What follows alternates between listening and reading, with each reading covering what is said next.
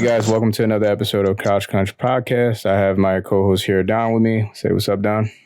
Hey, how's everybody doing? Hope everyone's doing well.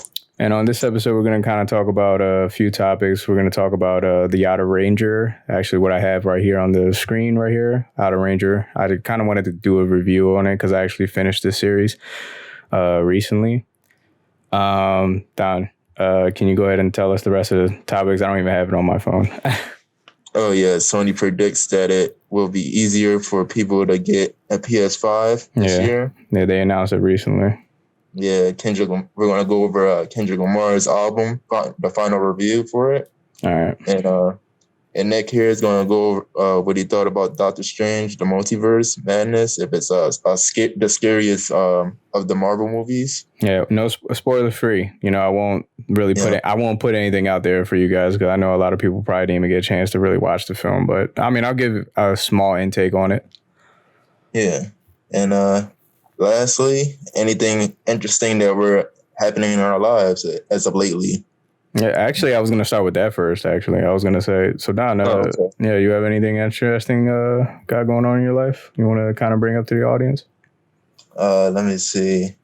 I've been just trying to catch up with like previous shows that just now coming back out this year. Like, for instance, Stranger Things. I've been trying to catch up with that. Yo, that latest season is going to be fucking crazy. The end of this month. Yeah, can't wait. What is it, like May 27th, right, I think? Oh, yeah, I believe so. Yeah. Yeah, I haven't... When the season 3 came out, I finished only like 3 episodes of it, but I had to refresh my memory and watch the rest of it, too. So I'm definitely paying catch up right now. Yeah, it's been a while. But, I mean, I think I recently checked out, pretty much watched the series again.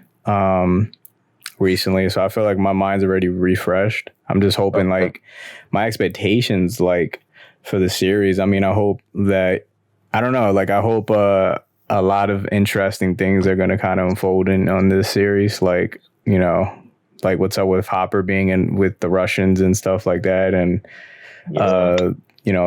Max dealing with Billy's death. Doesn't seem like she's holding up very well.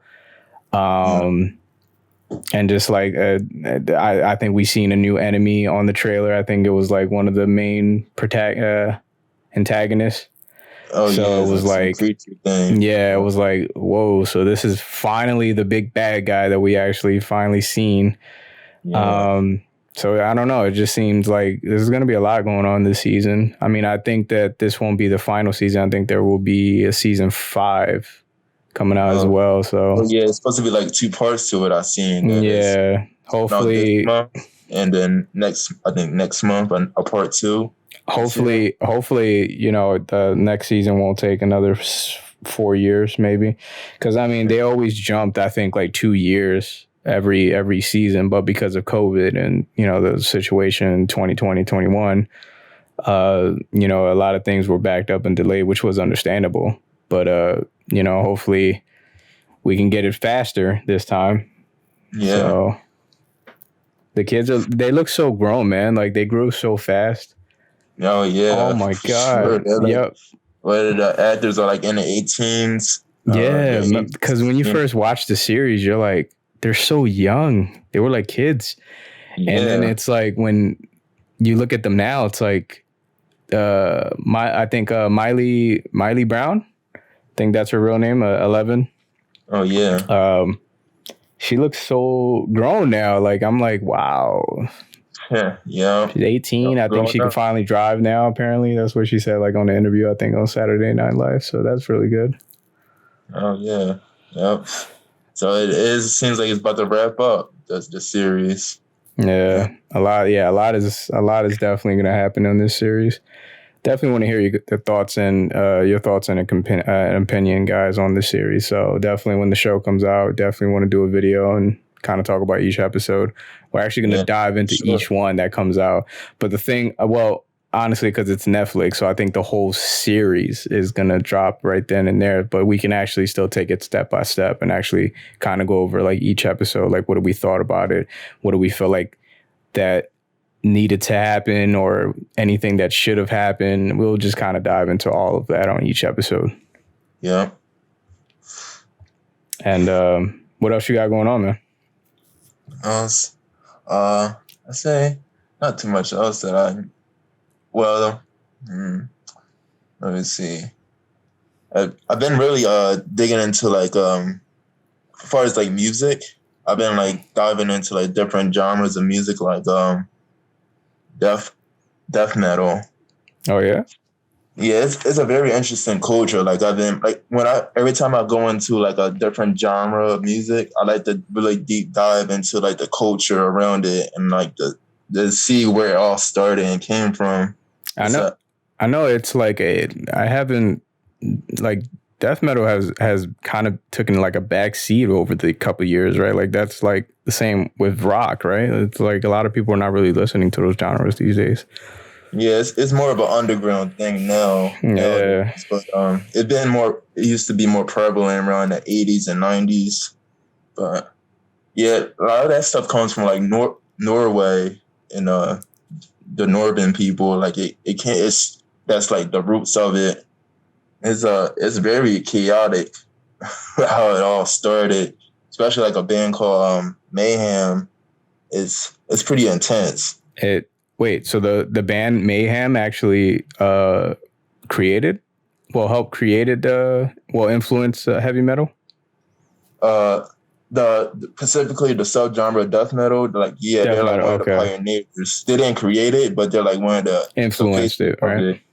Yeah. Gotcha. What year did they release like their first album or something like that when they started getting noticed? I believe it was like 1984. I believe so. Oh wow, they've been in the game for a while now. Yeah. Unfortunately, like one of the lead band members, I believe he is the guitarist. He passed away, like I think like 2 years after they really got big into their career. Oh shit. Yeah, that's the worst, man. When the actual lead singer or the lead person actually passes away, it's like, yeah, the band can still do shows and stuff for like the diehard fans, and still try to keep that same energy as far as like we're dealing with this loss, but still like still keeping the elements still moving. Right. I mean, it's interesting to see, but it sucks though. Like, because when you do that, it's like sometimes it doesn't go that well for certain bands, and they just kind of like break apart after that, because it's always that main person that passes away that actually was like the main glue that like stuck everybody together, Yeah, they was like really close knit too, but there's a lot of controversy around the black metal and death metal scene, because they were like, some of those people in Norway would burn churches, like literally go inside churches. Oh, and, like, shit. Yeah, it was very dark around those times, very sacrilegious. And you said this was like in the 1980s? Yeah. Like in the 80s, Yo. It wouldn't be all the bands, all the black metal and death metal bands that would do it, but it'd be some of them, like Mayhem to be specifically, what some members would encourage that in their lyrics and their songs. It's but what would they get from burning churches though? I don't know. This is always the thing I never understood about. Yeah, like I'm like, wait, I don't understand, where do you get from burning churches? Like I don't. Yeah, it's like it's the same thing with hip hop. How people like to live what the rapper is saying in their lyrics, but it's not. It's supposed to be fictional, not try to bring it to not reality. Realistic. Yeah. I think people have a hard time with doing that for sure. Yeah, just to leave it as music and not bring it into real life. Well, I think I don't know. Like I don't know. It's just I think people with like faith, like I don't know, that just doesn't have a lot of faith in a lot of things, and they really analyze like the artists and whoever they look up to, and they take everything that they say as they should. Like I said, like certain other people. I mean, you know what I mean? Like if you have like somebody that you're very influenced by, it's like, well, that person should understand, like, people really take your stuff seriously. You have to keep in mind, like, what you say, but we're talking about the 80s like era. So, a lot of things back then, they didn't really have to watch what they say as far as like how how are things today? You know what I mean? Yeah. And it was like, especially it being such a new thing, people didn't know what it was. They just seen a bunch of dudes with long hair and black and white makeup on, and it's fucked. It's fucked up, dude. Yeah, it's pretty rough. Of course, it kind of later on that genre of black and death metal went everywhere globally, and it got real big, even in America, of course. And it just now you got all kinds of black and death metal bands everywhere. And you said you got into them recently?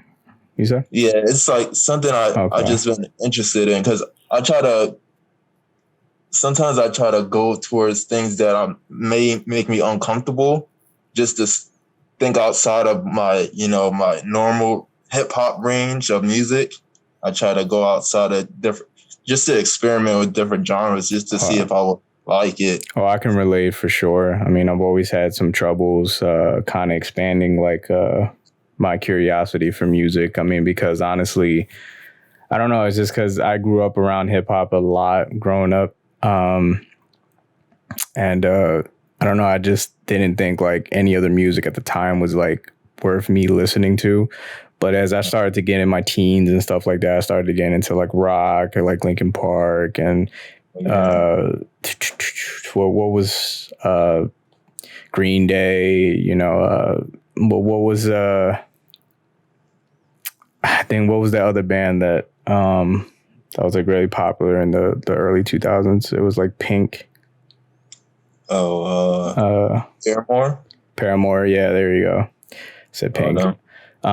Yeah, so that's why I say I started to like try to like go in a different direction with music, and it was difficult, you know what I mean? It was definitely hard for me to really expand that because, like I said, if you around something, you've been experiencing the same things for years and years and years, it's kind of hard to like get yourself adjusted to another genre, Yeah. Especially if you don't even quite understand it sometimes. Like even with singing, like singing is amazing to me. I think, that's a really great way to connect with people, and they can really feel themselves, and even you find yourself mimicking like that sound or singing. It's contagious. Yeah. But like I said, like it was kind of hard for me to get into that, but I think little as I took steps towards just listening to a lot of different music like jazz and classical music, it started to get a lot more better for me, you know what I mean, throughout the years. So I could definitely relate. I try to find things like at the time, because mind you, when you're a teen, you go through like a lot of different emotions and state and, pain and stuff like that. And because you're very confused on the world, you don't know what's going on. You just, you're young. You just want to be able to explore a lot of different things. And, I just try to find anything that really set in the mood with me that day. Yeah, sure. And it's like with black metal specifically, it's like I could never, in the past, I could never see myself listening to that music because it sounds like the way they're screaming over the track, it sounds like very demonic and like very, very like evil, and like it's like so uncomfortable to listen to. You just hear somebody screaming in your ear like that. It's like what I thought what was unique was like that they can hit so much high vocals like that. That's the unique part right there. In your voice, it's crazy. And you wouldn't think a human would sound like that too. It's like within the branch of the tree of heavy metal, is so many different subgenres. You would think like heavy metal would sound the same overall, but it's like they sound different within each subgenre. Like each one sounds different from the other. The way they deliver the lyrics and everything. You got the mainstream stuff like hair rock, like the like the AC/DC and the Kiss. That's like basic shit. Yeah. And then you got like stuff like Mayhem, like I was just saying, like damn, what was the Ozzy Osbourne? He's like doom metal. Yeah. Like what was his band called though? Oh, his band. my favorite band? Damn. I had it in my head too. Oh, how did I forget this? I was just listening to them too. Yeah. Yeah. He was very different for his era though. He was killing it with a lot of his instruments and, you know, the way he would actually tackle like a few, like he would tackle like definitely expressing himself for sure. And I don't know about the backbiting, but still like, Yeah, it's very yeah, like dark, dark. Yeah. Like Marilyn Manson in a way. yeah, they're like Before the Marilyn pioneers Manson, of right? Because metal. when did Marilyn Manson come out? I think he came out like the Oh 90s. yeah, later, like in the 90s into Oh, the okay. 2000s, mostly the 2000s. All his music came out. Damn, what is? Damn. I got you wondering about the band. Oh my god, it's pissing me off because I listen to them quite often actually. And how the fuck I'm just throwing a blank right now. And they're real big, of course. Yeah, they are. That's why I was like, I don't remember the name though. I'm sure we'll come back to it though. We'll figure it out. Yeah. But that's interesting, man. At least you're like taking initiatives to like dive into like different type of music. Like you're just trying to get yourself out of the same pace that you've always been going. So that's a way of change. And that, I mean, I can respect that a lot because a lot of people are just kind of stuck in their ways, man. Like just staying tuned into their own wave. And I mean, that's fine, but it's always okay to kind of get out of that small box, you know? Yeah. And that's with anything. That's not with just music. That's with like exploring, you know, reading a specific genre of books and stuff like that. You know, it's always okay to kind of expand yourself. Like right. Curiosity is a big thing that we always have in like humanity. So I think that's cool. Yeah, she always want to challenge herself and not, you know, be biased to just one thing. It's cool.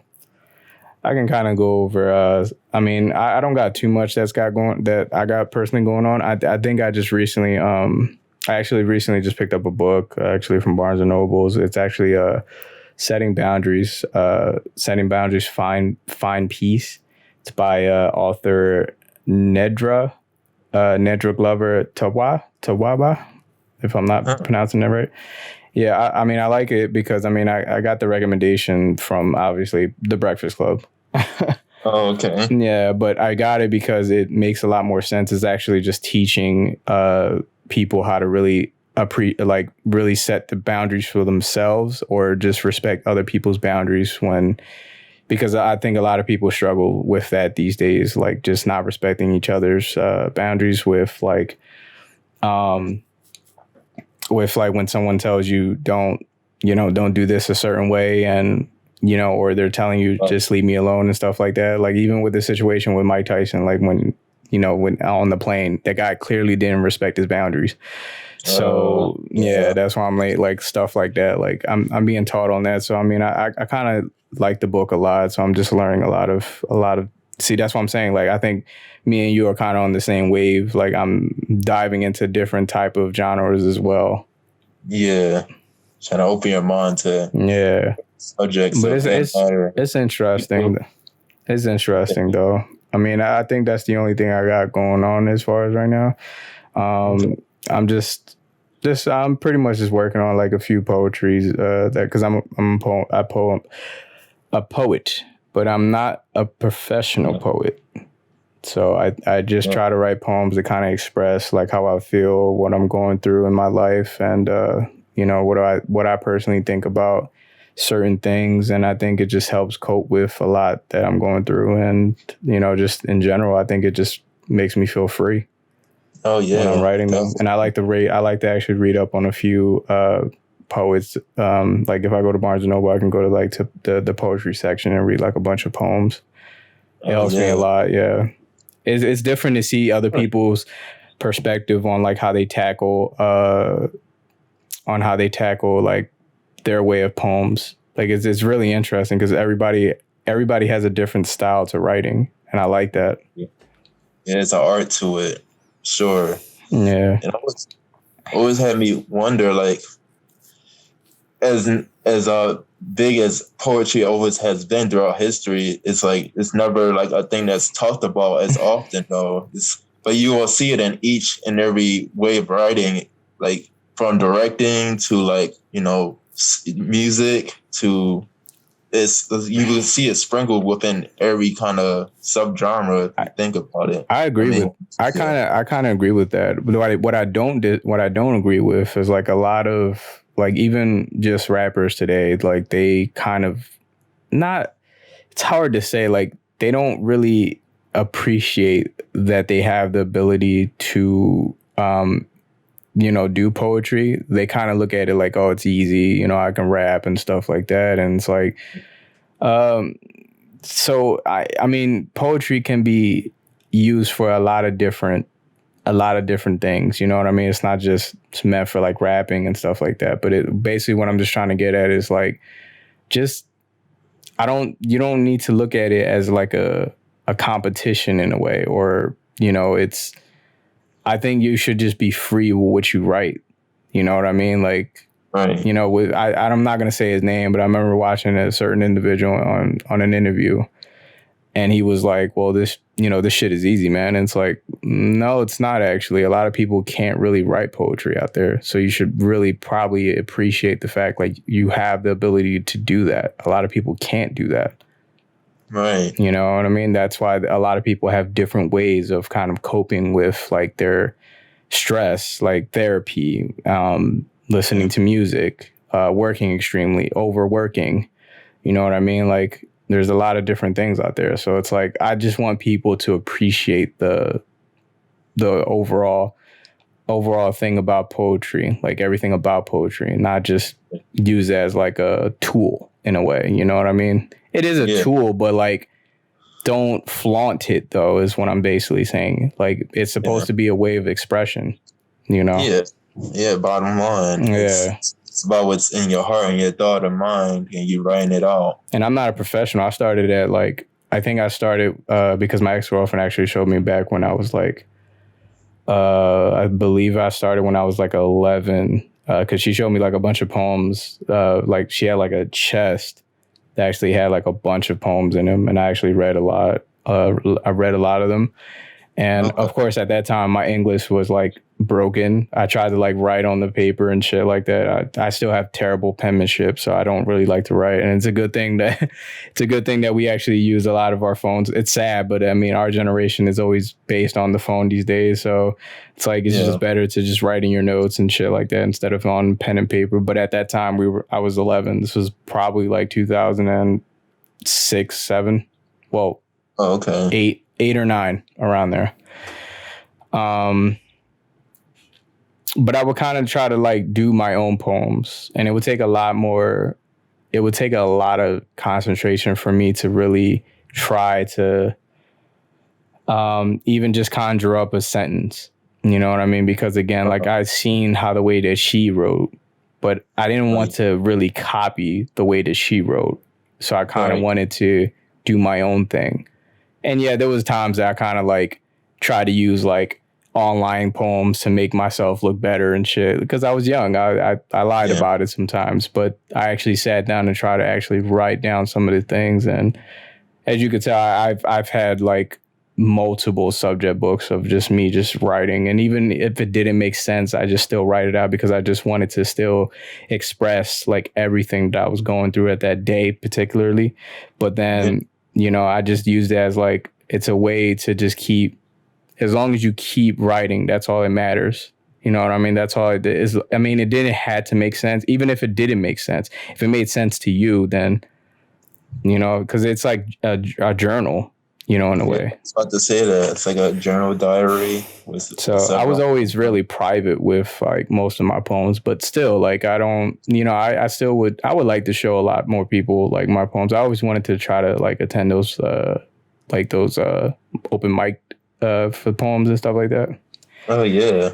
But I've never got like real creative. I've never did like one of those poems like violets are red, roses are blue. You know what I mean? And poetry. Yeah, like there's hidden clues in there. I never did stuff like that. My poems are like just kind of like straightforward, but they're just kind of like they're kind of like telling a story, but then also it makes sense. And then it also tries to rhyme, because I think rhyming is just key for me. Oh yeah. Yeah. Yeah. And it's a story throughout it. It's just like the main thing. But yeah, and then also just working on my mental health, and just basically just trying to say, go see a therapist, and because I think that's very essential these days with everything going on now. Yeah, definitely. You know what I mean, man? I think mental illness itself is just such a bad thing these days. I mean, I worked in a hospital for about overall total of like 4 years, and it's sad the amount of people that get left untreated for mental health. You know what I mean? Because a lot of people go there just because they actually want to get the help that they need. But then I see a lot of nurses there that don't really take the time to help these people. Like, because again, at the same time, I get that, they're nurses, they have a lot more other patients they have to attend to. Sometimes they just don't want to deal with it, so they kind of just brush it off. But it's like, it's sad, because I've even spoken to some of these patients, you know what I mean? And a lot of them say, like, I either want to go home. They've been locked in like a crisis unit or in a room for like without no shades or nothing like that for about a week or so. They haven't even gone outside, get the sun in their eyes, or you know what I mean? They can't even, obviously, if there's something seriously wrong with the patient, I get it, trust me.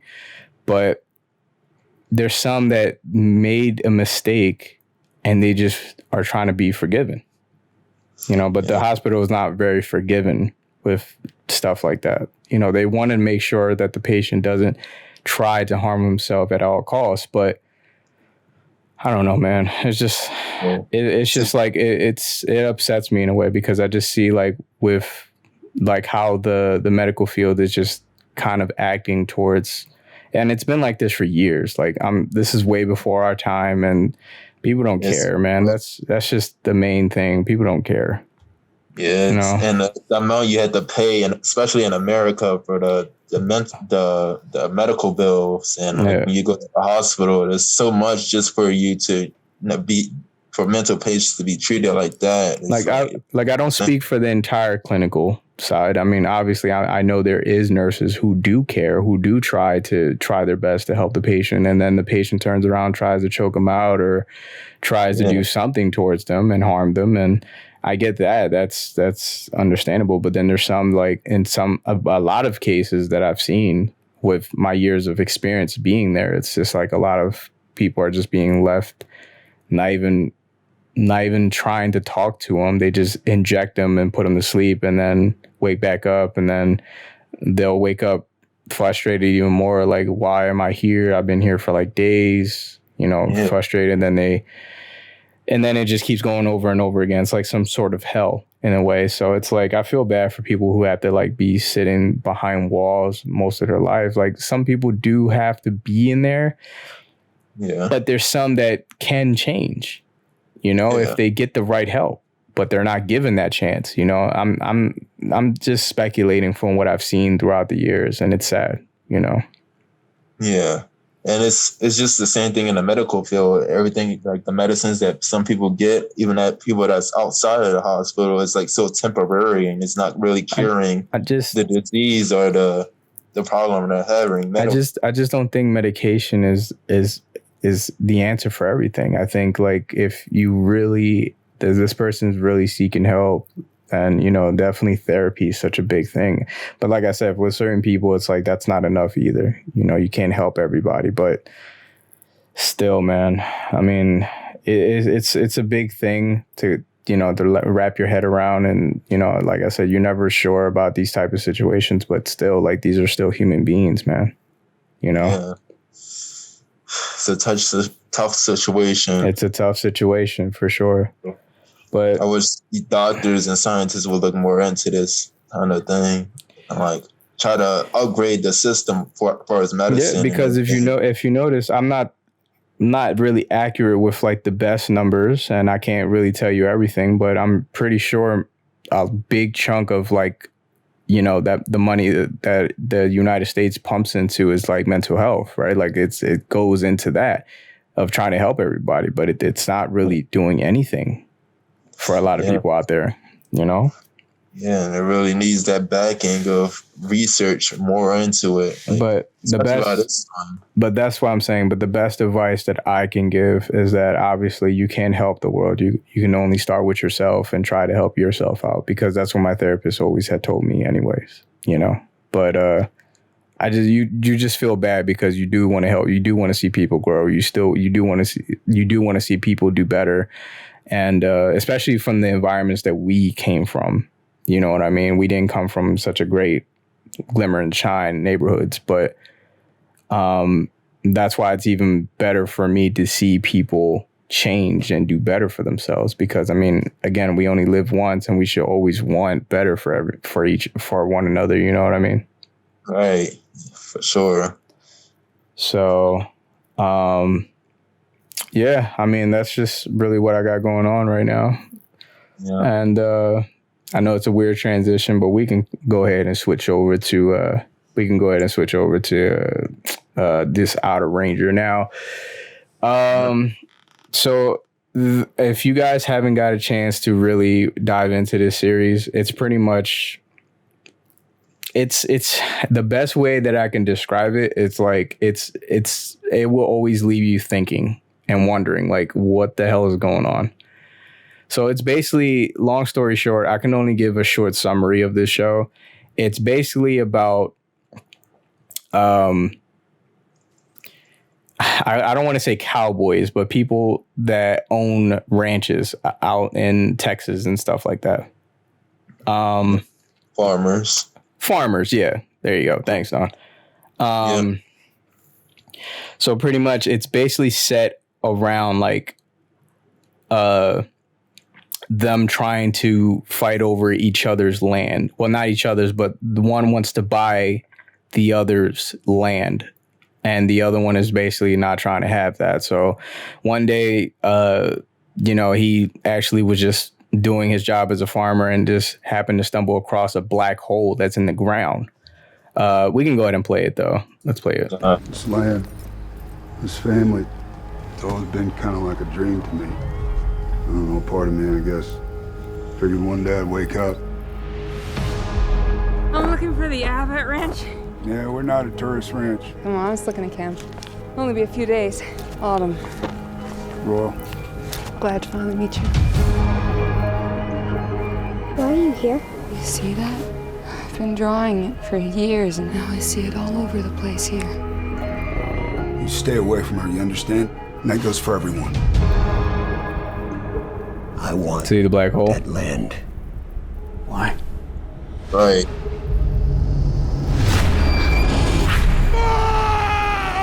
There's something out there.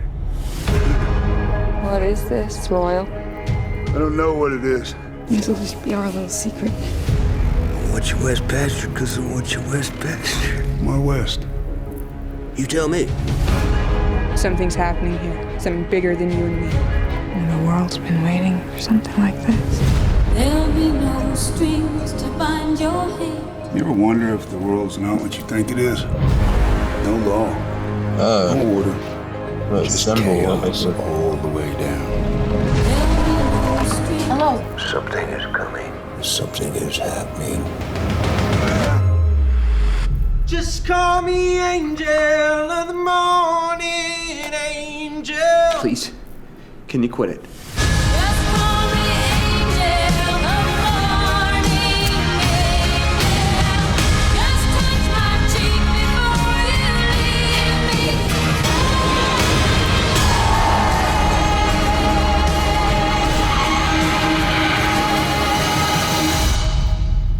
So you can see there's a lot going on in this series.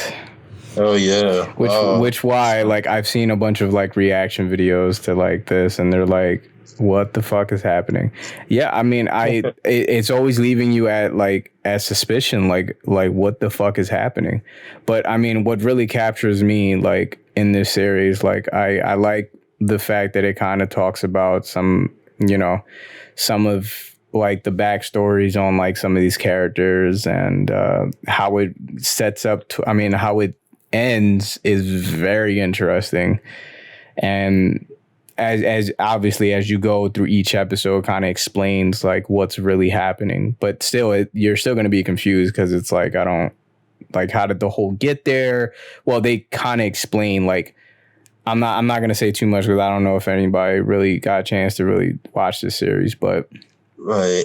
Well, how the whole get there, they do kind of explain it, but they didn't, you know, it does a lot of different things. You know what I mean? It's just like, how did no one even discover this fucking hole in the middle of it's a giant fucking hole, you know?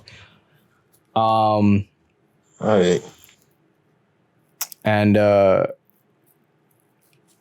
don't know. It's just, I like the atmosphere of, I haven't really dived into like a lot of Western type TV series or any movies like that. I know that sucks, but this was a good introduction for me to get into it. I know like old cowboy movies were like the shit back in like the 60s, not 60s, like, you know, the early 50s or something, like, I don't know, way back. And then when the black and white pictures and stuff like that, cowboys and shit like that were always the cowboys and Indians and stuff.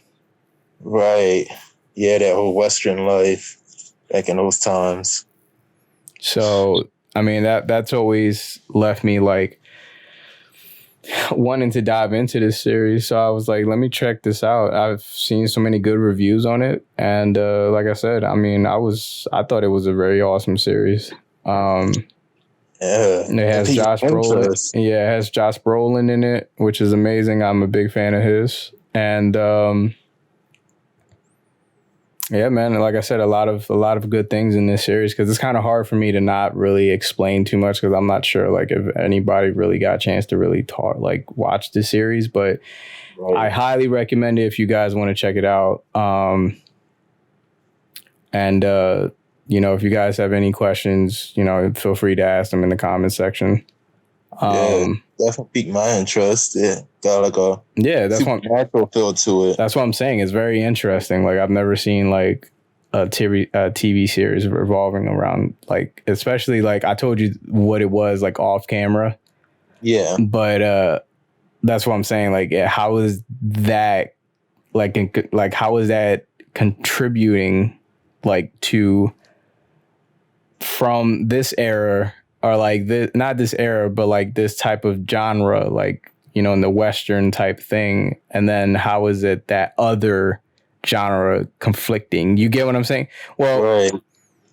Like two different time periods. Yeah, like I don't get it. I don't get it.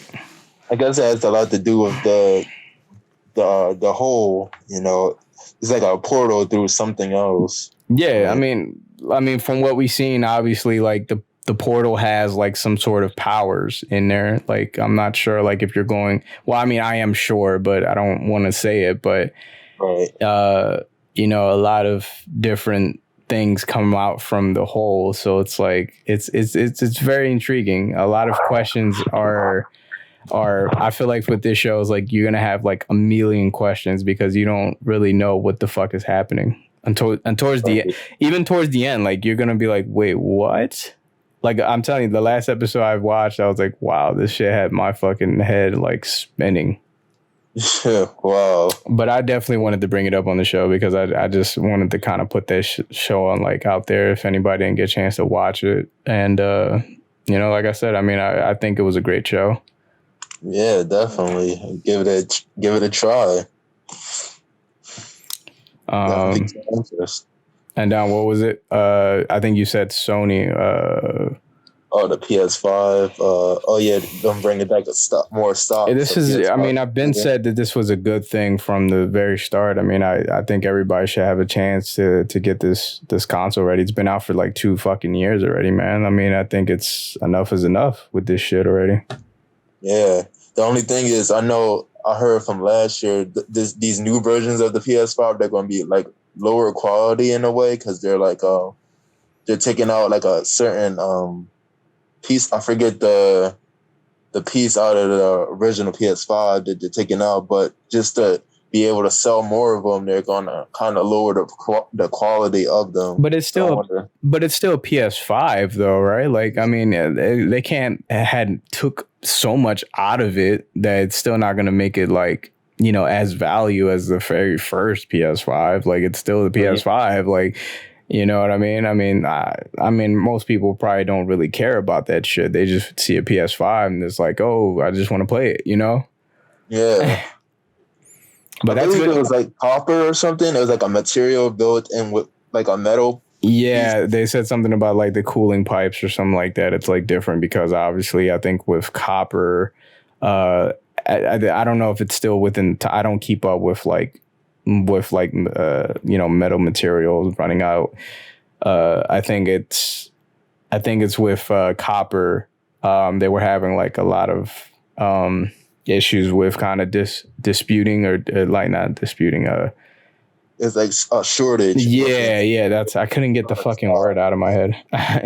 Yeah. They had like a shortage of copper, so they pretty much had no choice but to go to like, I don't know what the new material is, but it still shouldn't be as bad for the cooling system. I mean, like I said, it's still PS5, and I think this is great. I mean, that's their speculation on it, but this should have been already been. I get through, you know, the whole pandemic situation. It was kind of difficult for them to you know, be able to get this many out to people. But it's like, this should have been, you guys should have been got this shit out the way, because I mean, even though we still have a lot more years with the PS5, I mean, yes, I think we'll be approaching, you know, this will be the second year and the next year will be the third, right? And I believe every cycle of each fucking,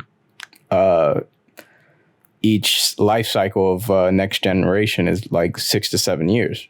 Correct. So it's like, that's just a speculation. We have no idea when the PS6 is going to come out, but just saying. Yeah, more recent. Right. PS5, so yeah, it's still recent, but I mean, it's a shame that we had to wait like 2 to 3 years of its fucking life cycle for us to get it. You know, that's bullshit.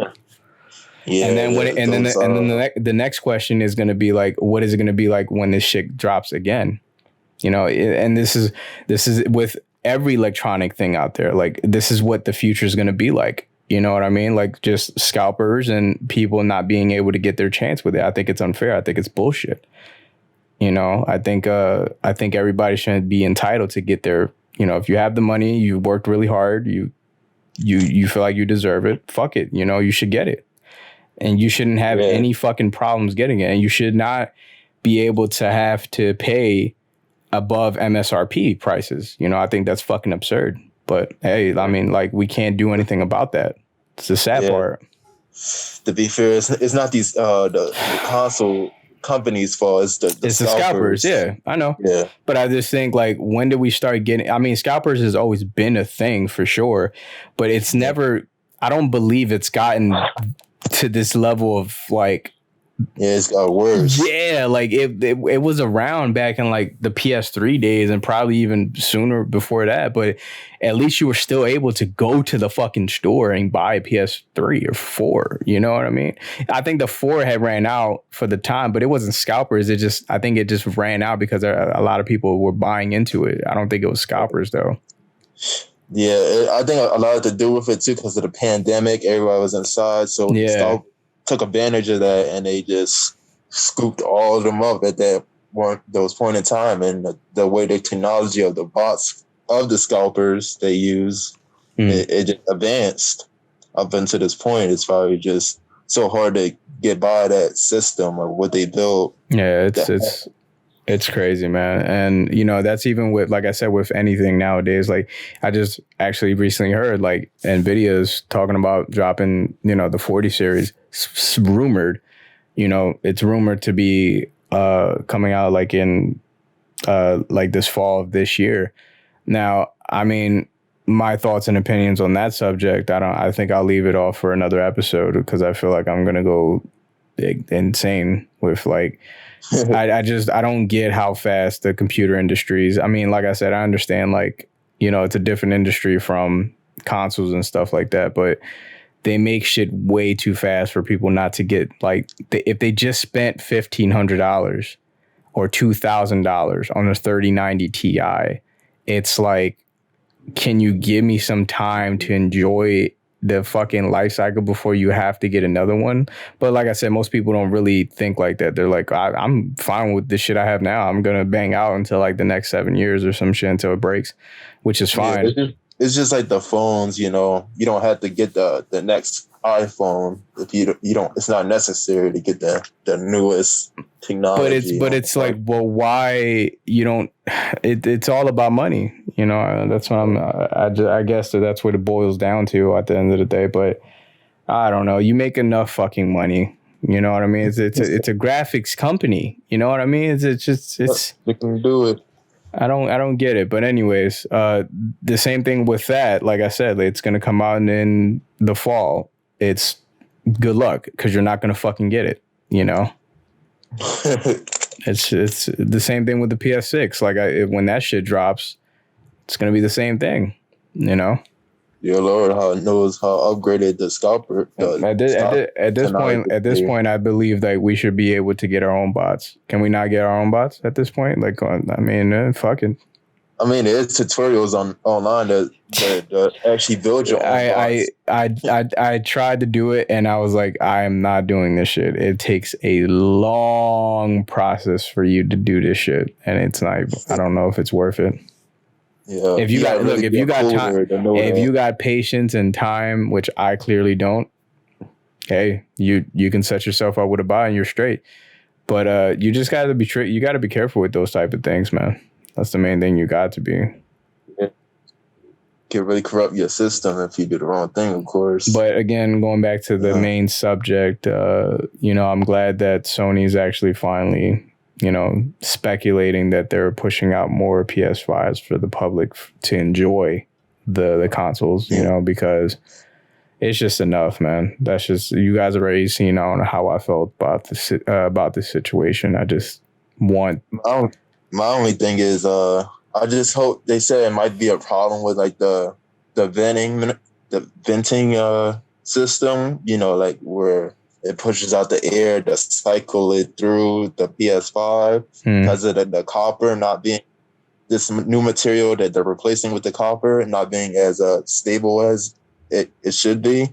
So I'm hoping it doesn't cause like these new PS5s to overheat like the PS4 used to. If that happens to be an issue, then I mean that's something like, I don't know, that a lot of people are going to have an issue with the manufacturer. Yeah, I just hope it doesn't go to that. Yeah, we already went through that in the previous systems with the PS3 and the PS4. So yeah, I was gonna say, like, I wonder what we're looking like on the PS5. I mean, PS5 Pro and the Slim. You know, instead of just making more PS5s. Yeah, I could see them doing that probably like 2 years, probably like a slim version of the PS5. Is it still too soon? Yeah. At this point, it's too soon. Oh, okay. All right. At least they're not like the PC companies where they give you time to, you know, to stack up the money for you to get it. Yeah. Who knows? They might tweak the look of it at this one, but it probably just looks the same, but the insides will be different with these new PS5s at the moment. I don't know. Yeah, well, I mean, I hope it doesn't really heat up to the point, like you said, there's like if you happen to be playing for like hours and stuff like that, and it just boom, like catches on fire and shit.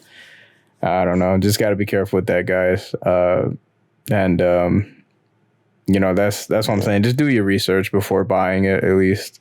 See if, at least just to see like these new versions, quote unquote, are doing really good for what they say. You know what I mean? Are doing good. And, you know, before you buy it, definitely don't want you guys to like spend money and for no apparent reason. I mean, well, it is for a reason, but, you know, spend money and then the product's damaged or something like that ends up happening, you know, and then it eliminates the experience. Yeah. So especially with summertime coming up, you know, it can definitely overheat and like the weather. Oh yeah, for sure. Where you live, of course. Yeah, for sure. Just step into it with caution. That's all. You know, look up some reviews and all that. You guys know. But I'm happy. That's a good way the Sony should be going about it, and hopefully hopefully, I hope they learn from this situation, which I clearly think that I doubt that they would, but hopefully when they release anything new of their consoles and shit, at least released enough shit to come out. I mean, like I said, it was the pandemic that really fucked everything up, but I don't know. I think it was COVID was on a rise. Like it was happening a lot back in when the console dropped, but they just didn't have enough consoles to release. Like they just only gave us like a short amount, and they just kept sending like short like fucking amounts each time. I mean, to them, they're like, well, it's a lot that we're giving you guys. It's just the scalpers are buying them, but yeah, I don't know. It's a shitty situation. It is a group of people that just tries to ruin for everybody else because they want to make more money off of it. You remember when they actually had like the fucking closets full of them? Yeah, that's what you will see in 2020. Like you just see people on Instagram and on Facebook or whatever. They're like, yo, check my shit, bro. No, pay up. Right, and then it was like, right, and then it was like $2,000 fucking dollars and shit. I was like, I'm not paying fucking $2,000 for a fucking PS5. What the fuck? Just a bunch of scam artists. Like, what the fuck I don't know, man. A lot of people are crazy out there. People are always trying to get over on people. Yeah, they are. It's really sad. It's pathetic. But what was our next topic? Oh yeah, let's see. But I don't know what order we're going in, but it don't matter at this point. I don't care.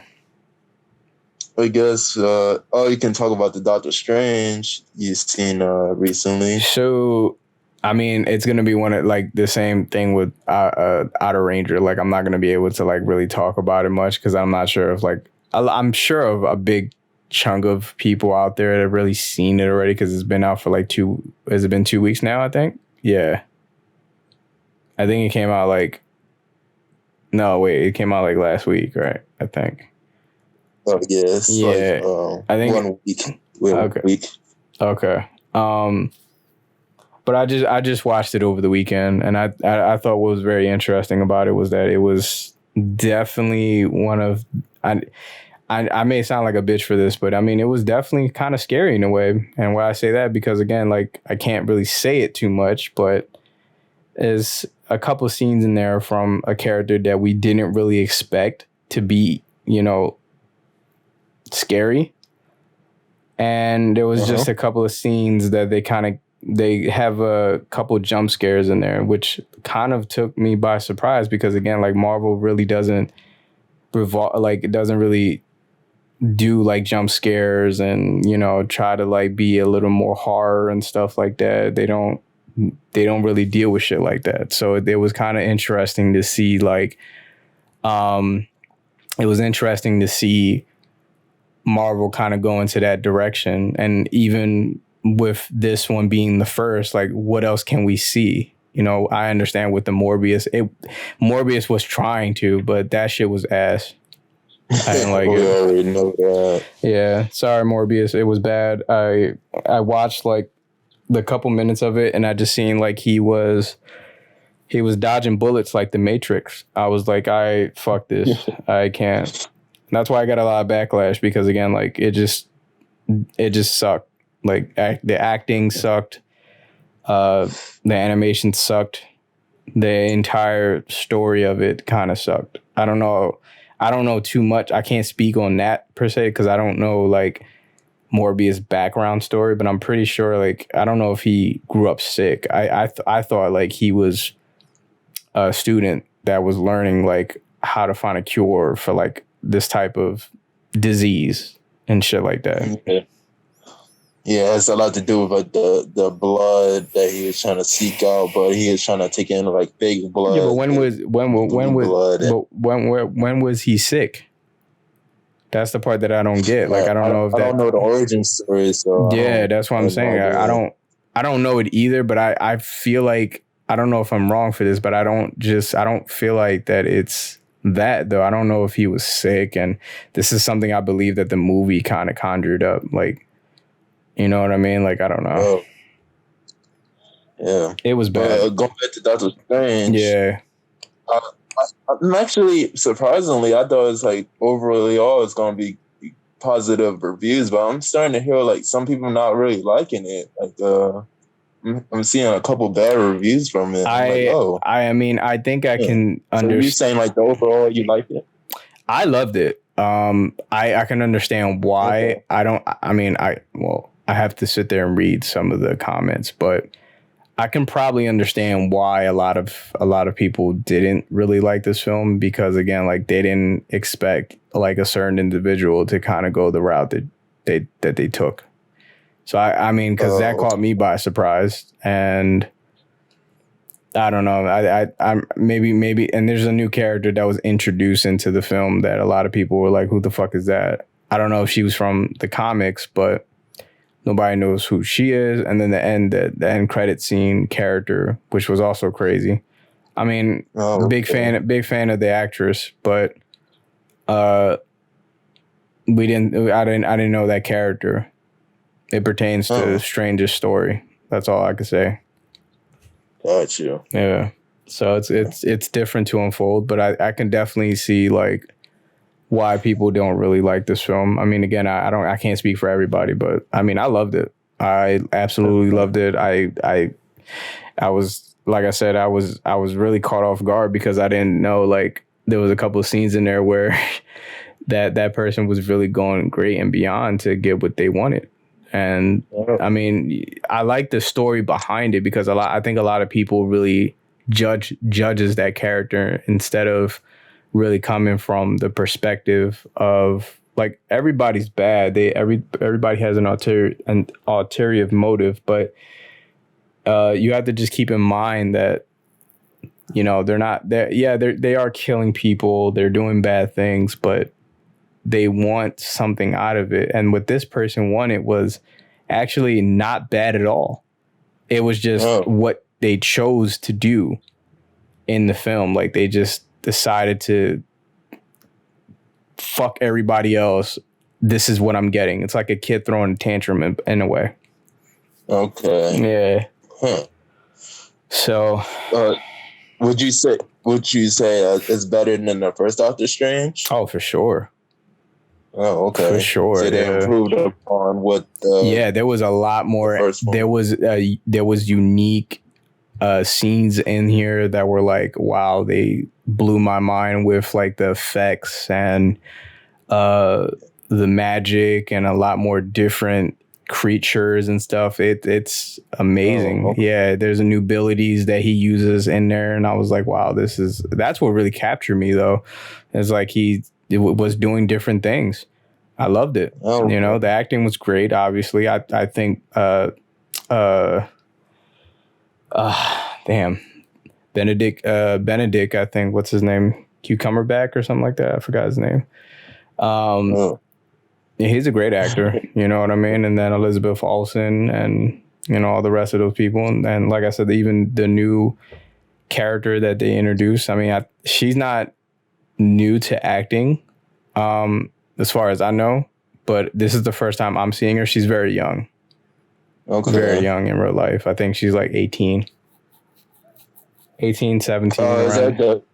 Is that the girl that he's alongside with in the preview? Yeah. She's new. Like I've never seen her before.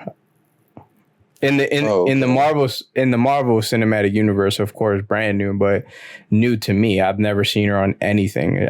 She's very young. Not saying like she hasn't been on anything. I'm sure she has, but I've never seen her on like any movies. Oh, okay. Yeah. Interesting. So I love the film. I hope you guys loved it too. And if you guys didn't, damn, that sucks. Because I mean, it definitely was a really good film. Yeah, I was about to say I really liked the first one, especially I think that's like one of the best special effects I've seen in all compared to all the other Marvel films, like Doctor Strange, like the way the buildings emerged into each other and the mirror world, whatever it's called. It's like Yeah, I like the way that the first one really looks. That's what I'm saying. I mean, I've always been a Doctor Strange fan for a long time. And what I've always liked about like pretty much about him is just like his powers and the unique things he can do with his powers. And that's why I was like, I really appreciated that in the film. Like we've seen a lot of different abilities in the movie, and which was cool. You know, I like it a lot. I'm like a child that's like, oh shit, he did that with his hands, you know? Right. Would you say this is the best MCU movie so far this year? I know Thor is coming up, but honestly, I have to say, like, yeah, I don't think anything else is going to beat it. I think Thor is cool, and we might see something out of that film. Again, I'm not the biggest Thor fan, but I watched his films. I think he's, you know, a good Chris Hemsworth. He's a good actor. I like Thor, the character as well, but I'm not the biggest fan with the movies, especially the first one. The first one was garbage. Oh yeah, I didn't like the first two. Yeah, that's what I'm saying. Like the only main one I really liked it was actually Thor Ragnarok. That was my favorite. Oh yeah, definitely. Yeah, there's a change of pace. So I feel like this new one is going more in that direction anyway. The Thor Ragnarok and space and everything. How that one was. So it should be interesting to see how it turns out. Yeah, that's what I was saying too. But I mean, I personally think it's going to be the best Marvel movie of this year because I don't think a lot of movies, any other Marvel movies are coming out this year. I think it's just these two. It's crazy. I thought there was actually more than that. But you also got the TV series. You also got the She-Hulk, the Miss Marvel with coming out next month, and then you got that Christmas special, I believe, with the Guardians of the Galaxy. I don't think anything else is coming out for films. If I miss one, then I'll double check. But yeah, I believe that I don't think anything is going to be Doctor Strange. I think Thor is going to come close to it, or it might even beat it. Who knows? But in my personal opinion, I believe Doctor Strange was actually the best one this year. Oh, got you. Huh. Ooh, I'm definitely still going to check it out. Though.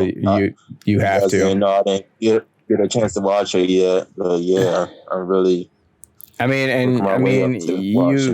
do kind of. You don't have to, but you were right. You do kind of have to watch WandaVision, but you don't have to watch. You can skip out Loki.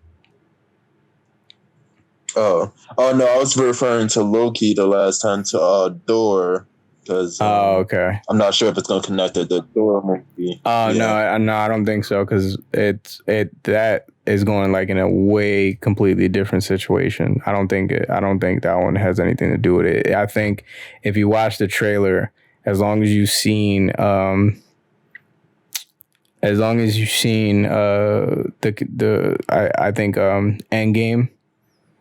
the Avengers, as long as you've seen that one, then I believe you should be good. Oh, okay. Because it's a continuation after that. Remember when he got fat and shit? Oh, right. Yeah. Got you. So it's in this one. What happened? What he did like after when they defeated Thanos and stuff like that. So you don't really need to watch. You can, but you don't. It's not required. Okay. Good to know. Well, WandaVision, yeah, that's you can, but yeah, definitely you have to check out this film, man. This shit was crazy. Oh yeah, it's gonna definitely be on my list of a lot of the movies that's coming out this year. I was actually gonna say too, like, who would you like to see in the Marvel Cinematic Universe? Oh, as an actor? Yeah. Huh. Let me see. So many, right? It's challenging. Right. I'm trying to think. Who hasn't been in one yet that I would see? Because I always think about, like, if it fits the character right, too. Because It's other actors, of course, that could be just thrown into the Marvel universe, but it may not fit the character though. So Yeah, there is a lot. I always think about Samuel L. Jackson as Nick Fury. that eye patch guy. Nick Fury. Nick Fury, yeah. Nick Fury. That didn't really fit well with me. Samuel L. Jackson as Nick Fury. But, that was probably like, what the fuck? Shit. Oh man, I can't think of one right now. I gotta. It's pretty tough. I want somebody to play as Night because I want them to bring back Nightcrawler so bad. Ooh, but who would be good for him? I think you should bring back like the old guy, the one who did the first the X-Men 2. He was a good Nightcrawler, I think. Yeah, but he might be too old for the role at this point now. Maybe he'll play like a Nightcrawler. Excuse me. Yeah, well, at least it won't be like the X-Men Evolution. Oh God, please. We all want to race or X-Men First Class. And by the way, speaking of X-Men, that's what I'm saying. Like you're gonna get like not spoilers, but there is somebody in the Doctor Strange film from the X-Men. Oh. Oh, you know how much I like X-Men. Yeah, do you know who you're talking to? Do you know who you're talking to, man? Like I'm the X-Men fanatic. Yeah. Yo, that shit. I jumped out. I actually stood up from my chair. Actually, I was like, yo. Shit. Oh yeah, I'm definitely anticipating that now. Dude. Yeah. Sorry if I'm. Because I feel like they can necessarily bring back X-Men if they do it right. They just need the right director. You know? I don't know. I mean, they haven't done one in such a very long time. And then Patrick Stewart, man, he's getting up there. Shit. Yeah. They need to bring X-23 though. That's the one thing. Like, man, a sequel to Logan. Like, come on. But then it's never gonna happen. It's supposed to be just one-off thing. But then who will play her then? Ooh. This is one. I'm bad with names, but it's just one actor. Dang. I wish I had a better memory with actor names. But shit, I have her in my head, but I feel like she could fit perfectly with that role. What films has she been in? She was in what's that? Dang, fuck. Take your time. Damn, I wish I could. Wait, let me see. That girl, she was in. What's that damn movie? Night in the Museum. I think she was in that Night in the Museum. The Night Museum. The female. Hey, I'm thinking. Something with that guy in it. Damn. I wish I could remember, bro. As old as my like the person I want actually like Denzel Washington to actually be in Marvel. I'm not sure who he would play, but at this point they're kind of bringing out a lot of different characters like from the comic books anyways. So I'm pretty sure they can find African American or he doesn't even have to be. He can be whoever he wants to be. Oh yeah, Denzel's just good. That's why I'm like, you can give him, you can give him whatever, you know, and I think he'll kill it. But I would like to see him in the MCU, right? You know, or even fucking that would be a serious role too, or even fucking Keanu Reeves, like he'll be great. Yeah, for sure. You can see that. Keanu Reeves. Could think about it. He's already like John Wick, so it's like, what else? Like he can kind of take those skills he learned from John Wick. I don't know. He could be like one of those heroes that has guns and shit. I don't know. That would be cool to see him in there. Yeah, he could definitely fit right in. He does his own stunts and everything. Look, if Jamie Foxx was in there, Perfect. Jamie Foxx was in there, we can all do it. It's like, Jamie Foxx is a legend. I love him. Oh yeah, yeah, for sure. Yeah. Oh man. Don't stress your brain out too much, Don. Yeah, there's no way I'm going to remember her name. She wasn't in anything recent that I could think of, but she was in older movies. But It's all right. she could have fit as an older 23. Yeah, it's all right. I appreciate it though. All right. Well, what's the next? What was the next thing we had down? And last but not least, what are our thoughts on the Kendrick album? Oh. Mr. Morale and the Big Stuff. You might actually have, because I haven't found my headphones in a long time. I actually just found them today, so you've had a lot more chances to listen, so you can kind of you can go ahead and tell us about that, because I don't have much. I didn't hear it ever since that day. Oh no. Okay. Yeah. So, what I gathered from multiple listens of this album. Well, starting with the beginning, it's like the big thing, overarching thing I gathered from this is family orientation of problems that he had with his family from his past and his present, the tribulations he was going through with his father, his mother, and things of that nature. And it seems like he came to this album with the perspective of therapy. Like this is a big therapy session throughout each track. And what the morale represents, from what I interpreted it as, is him approaching each track with the mindset of trying to be more human and neutral on things.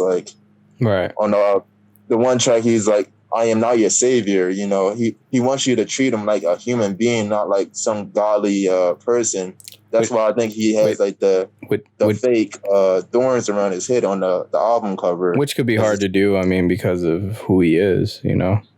It's and he also on another track, he said, Kendrick brings you on, makes you to think. He's not your savior. Code makes you, makes you be proud of yourself. He's not your savior. And Future, he brings you, all the jewelry and all the things that come along with it. He's not your savior. He's pointing out all these big figures in the hip hop industry. Mm-hmm. I believe he brings LeBron too. Basically, to say a celebrity or a basketball player, whatever, whoever it is, they can't save you. You have to have a mind of your own. He also had a line where he used Tupac. He's like, Tupac is dead. You gotta think for yourself. Right. You can't rely on a celebrity or an artist to carry you through your life. You have to have your own mindset and be more independent. I wish he would have said this back in 2013 when I first got my first hat. Oh man.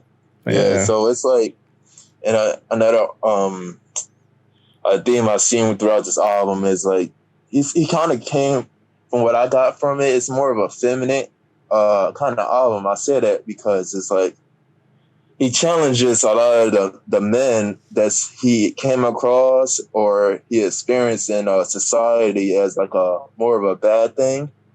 And especially I could see his point of he talks about his mom being abused in one of the later tracks in the album.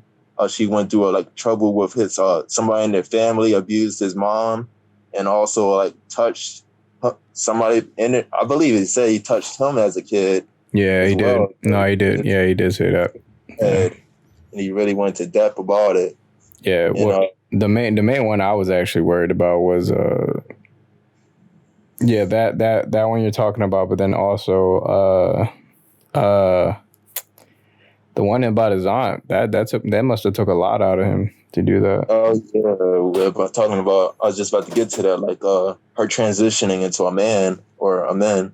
a guy. It's like on one hand I understand what he's saying, but I feel like the word man should be like privily to like it has more of a meaning to that, not just to dress up like a guy, you know, because he was describing in the track with his aunt transitioning. He would say she would wear a gold chain and she would rap. He's one of the first people he rapped to, and got him actually into rapping. And she would wear a backwards hat, and you know she would hang around guys and get money. He said even get more money than the guys he knew. Yeah. But I don't think that should be just bottled down to what a man is, though. I think a man is more. It comes along with way more responsibilities and as a person, right. you know. I agree. If you were to use the word guy, I would have accepted that because that's more vague and it's like more of a gender thing versus like a man. It's like that's more specific to like somebody that has like a family and that can actually. It's a lot that goes into the word. I feel like the word man nowadays is just devalued and it's just tossed around. And I don't know. I didn't agree with him on that point, but yeah, there's definitely a strong track he did, especially where he's talking about his cousin also transitioning in that track too, as from a boy to I believe he called him his name was Mary or something like that. He basically transitioned from a boy to a girl, his cousin as well, like just on the second half of the track. Yeah. Of Auntie Diaries, but. That was crazy, though. I mean, that must have took him a lot to really express out, though. Yeah, it's very. He delved right into like the background of his family on this album. You can tell, and another thing I kind of disagree with him coming from this feminine point of view on the track Father Time, where he was like he's going down the line of things that his dad had taught him, like he gave an example of his dad was trying to help him out with basketball, but he was kind of rough on him, and he's like, he didn't really learn from that situation, but you know, just tough love and not really the discipline of that. He just looked at it from a more negative point of view versus like somebody that's trying to prepare you for like a tougher life. It kind of contrasts. It kind of goes against the. I don't know if you remember back in the Damn album where he was talking about is a track called Duckworth. Is like one of the last tracks on Damn. Yeah. Where he talked about the story about his dad meeting Top Dog from his record label. He said if his dad were to die, he would become a bastard and he would just become another gang member on the streets and you know, be influenced by the hood culture instead of the path he actually went down becoming a rapper since he has his dad. So it's like it kind of contradicts what he said on Damn versus what he says on this new album, which is like his dad was more of a mansplaining, you know, beating him down with words, not really teaching him any lessons. But I don't know. I don't know. That just threw me off when he made that track. I still like the track though. I like the story he told from the relationship between him and his father, but I just wish he told it from both sides at least, you know, the negative and the positives that he learned from his father. Yeah. That's all. Because that's the thing that I like. That's the main thing I like about Kendrick when he makes music. Like he tells both ends. He doesn't just, you know, just be biased just towards one side. He always tells both sides of the story. That's a big thing about Kendrick of somebody's point of view. He always tells different points of views. Yeah, that's true. Yeah. Yeah, and another theme I've seen throughout this album is like the theme of you know, God being of. Yeah. There's like a lot of symbolism of lyrics about Jesus and like religion and like possibly going against the religion. Right. That he sees it as like more fabricated, more than like a thing to be stand on. Just like going back to the track Auntie Diaries, he kind of mentioned like people of religion will not look down on people that will transition their gender versus to accept them for who they are, you know, because, you know, like a lot of religion, Christians in particular, like some of them could be like more prejudiced against like people that are gay or that would transition, versus like more acceptable. So it's like he would tackle different ideologies of religion like in that kind of way, and also the savior thing of Jesus being the second coming of God, and being the protector of all people. But he's like, no, I'm not that person that you want me to be. I'm just like a regular guy, as I was saying earlier. So it's like, it's interesting to see that he tackled it from so many different layers of themes, and and also the side of Big Steppers. You will hear like throughout each track, you will hear like tap dancing. If you really pay attention, like either in the intro of the song or the outro of the song, you hear tap dancing. I think that represents like tap dancing around the subject of the conversation, like somebody trying to avoid talking about it. That is interesting. Yeah, because especially in that one song where they're arguing back and forth, I believe it's called Everyone Crying Together or something. I forget the Crying Together.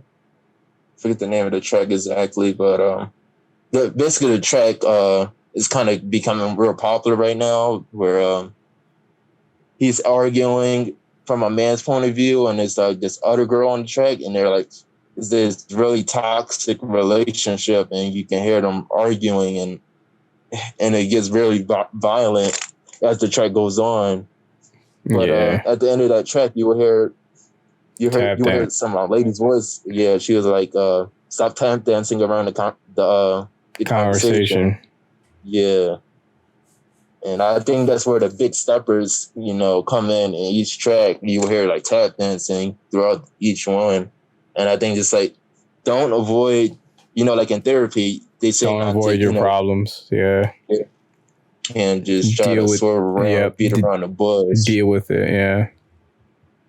Yeah, so I think that's what that represents, the Big Steppers. A lot of people thought like at first, like the first part would be Mr. Morale and the second part of the album would be Big Steppers, but I think it's just like a theme that's throughout the whole album with the tap dancing and all that, with not necessarily tackling the subject head on and trying to avoid things instead of trying to sit down with it and really dissect it and live with it and accept what that problem is. So I thought that I like that aspect of it. I thought that was pretty cool, a cool metaphor to put in there. Well, at least at least you actually took back what you said like the first time when we first did our first impressions of the album. Oh, yeah. Yeah, at least you were like, oh, man, I completely... I mean, you weren't completely wrong, but you did miss a couple of things. But mind you, it was your first listening, so at least you got time to really go back and listen to it correctly, Yeah, because I thought it was going to be more the lines of, like, him being, like, a fake prophet and, like, more going down the line of his role of being a father in his family, but it's more or less... It was evolved around his family, but it's more broad than that, versus him just focused on his him being a father.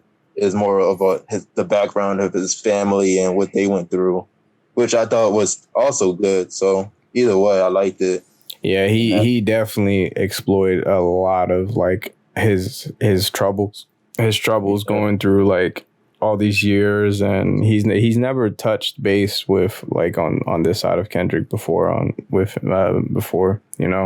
Yeah.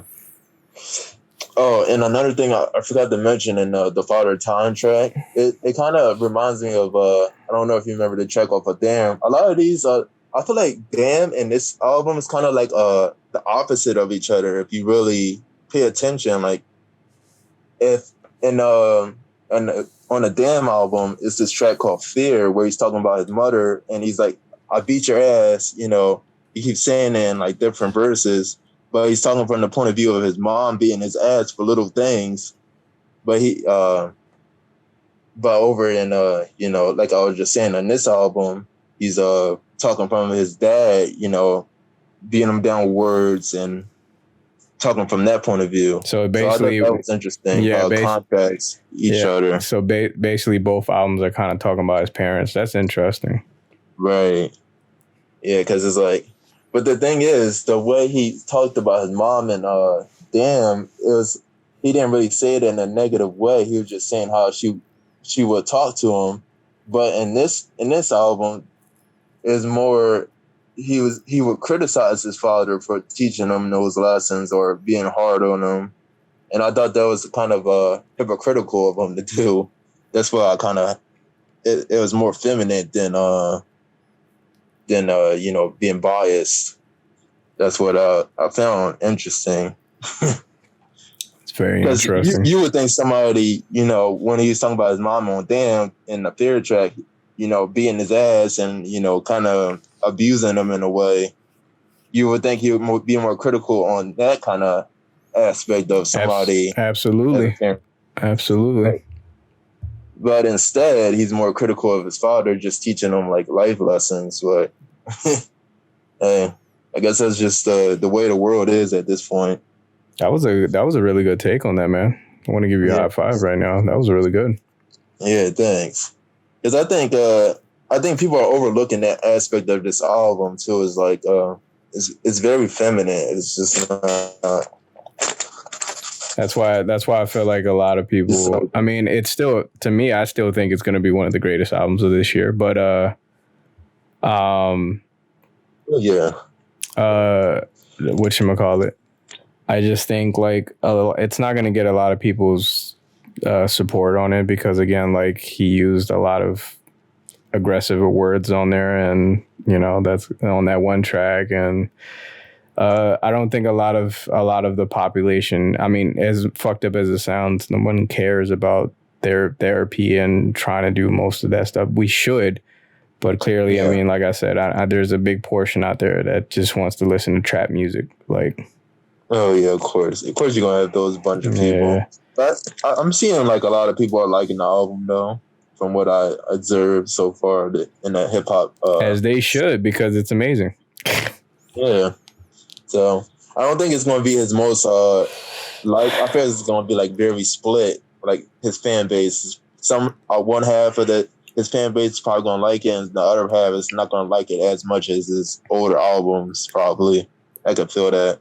It's a very controversial album compared to his other albums, of course. All right. Well, and I hope you guys enjoyed all these topics we kind of talked about on this episode. Of course, leave a like, comment in the description. Subscribe to the channel if you guys are liking our content. And I don't think that's about it. Don, you have anything you want to kind of say to the audience before we head out? Oh, yeah. Well, I know it's too late now because that was like all the way in the beginning of this episode. But I just remember the band's name, Black Sabbath. But yeah, that's if anybody made it this far in the video. All right. Yeah. You're good. I feel like when we said that too, I feel like anybody's gonna be like, it's Black Sabbath, guys. Come on now. One of the biggest bands in rock history. Right. I mean, honestly, I'm an idiot because I didn't really know, because I just told you I didn't really listen to a lot of like rock and stuff like that. So I just recently discovered Black Sabbath. So yeah, this is majorly my fault because I listen to them all more often. It just drew a blank on me. No, you're good, man. But like I said, I hope you guys enjoying all the content, and we'll see you on the next one. Yeah, peace. Peace.